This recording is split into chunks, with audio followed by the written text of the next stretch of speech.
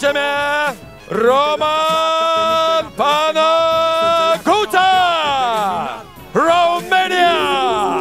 Antrasis pirmos kovos kovotojas Ernestas Varankevičius, Lithuania.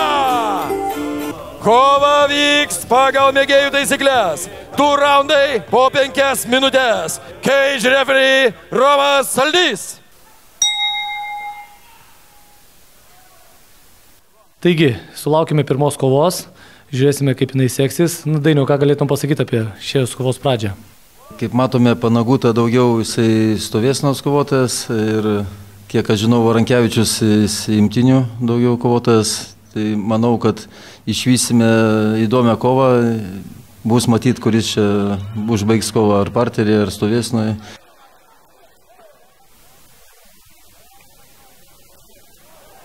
Na ir kaip dažnai būna, imtynininkai tikisi laimėti imtynių veiksmais, o smūgiotojai smūgių veiksmais. Tai iš tikrųjų yra įdomu ir dažniausiai žiūrovai galvoja, kad imtynininkai stipresni, kiti galvoja, kad smūgiotojai yra stipresni.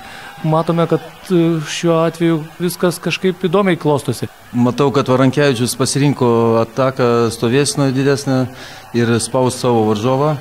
Ir kaip ir baigėsi, kaip sakau, kova.